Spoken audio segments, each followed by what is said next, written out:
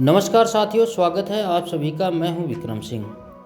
आज हम बात करेंगे व्यक्तित्व परीक्षण रोर्सा इंक बॉल टेस्ट।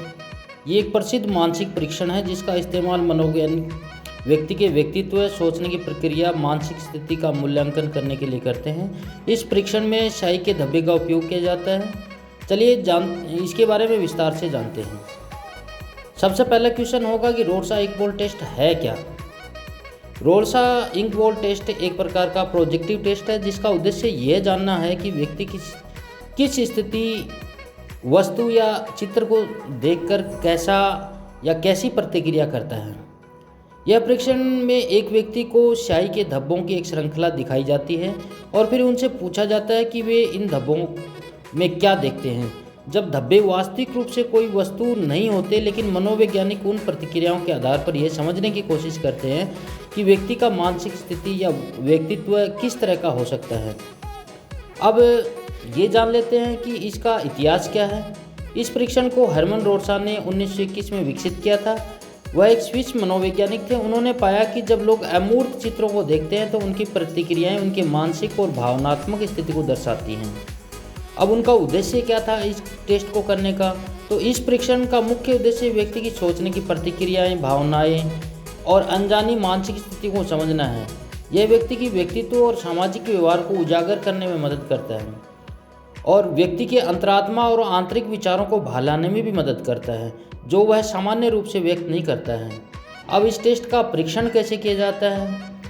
जैसा कि आप चित्रों में देख पा रहे हैं, परीक्षण में कुल 10 स्याही के धब्बे होते हैं। इनमें से कुछ काले और कुछ सफ़ेद होते हैं, कुछ रंगीन होते हैं। व्यक्ति को उन धब्बों को देखने के लिए कहा जाता है और पूछा जाता है कि इनमें क्या देखता है, उसके मन में क्या आता है। मनोवैज्ञानिक व्यक्ति की प्रतिक्रियाओं का मूल्यांकन करते हैं, जैसे कि वह चित्र में क्या देखता है, वह किस तरह की सोच या भावना प्रकट करता है और उनकी प्रतिक्रियाएं कितनी अनूठी या सामान्य होती हैं। फिर रोर्सा टेस्ट के आधार पर निष्कर्ष क्या निकाले जाते हैं? तो व्यक्ति के उत्तरों के आधार पर मनोवैज्ञानिक यह जानने की कोशिश करते हैं कि व्यक्ति की मानसिक स्थिति कैसी है। उदाहरण के तौर पे सामाजिक और भावनात्मक प्रतिक्रियाओं में आप ये ले सकते हैं कि जैसे क्या व्यक्ति अधिक आक्रामक, संवेदनशील या घबराया हुआ लगता है। या फिर सोचने की प्रक्रिया के अंदर आप ये ले सकते हैं व्यक्ति अपनी सोच को कैसे विकसित करता है। क्या वह व्यवहारिक और तार्किक है या वह अपनी कल्पनाशील शक्ति को भ्रमित कर लेता है। फिर यह व्यक्तित्व के अंदर ये जान लेते हैं कि वह व्यक्ति अपने विचारों और भावनाओं को दूसरों से छिपाता है या खुलकर व्यक्त करता है।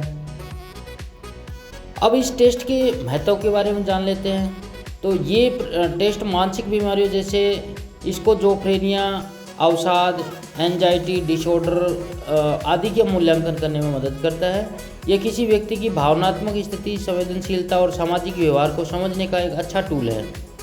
अब इसकी आलोचनाएं क्या क्या हुई हैं? तो कुछ मनोवैज्ञानिकों का कहना है कि रोर्सा टेस्ट पूरी तरह से वैज्ञानिक नहीं है, केवल एक उस व्यक्ति की मानसिक स्थिति का अनुमान भर देता है। इसका परिणाम व्यक्तित्व और स्थिति की केवल एक संभावना दिखाता है, न कि वास्तविकता। इस परीक्षण की सही व्याख्या में मनोवैज्ञानिकों ने परीक्षण और अनुभव महत्वपूर्ण होता है। इस प्रकार रोर्सा इंक बॉल टेस्ट एक मानसिक परीक्षण है जो व्यक्तित्व और मानसिक स्थिति को समझने में उपयोगी है और इसके द्वारा व्यक्ति के आंतरिक विचारों और भावनाओं को बाहर लाने की कोशिश की जाती है। तो आज के टॉपिक में इतना ही दोस्तों। धन्यवाद साथियों। अगला परीक्षण मैं कल रात 9 बजे लेकर के हाजिर हो जाऊंगा। धन्यवाद।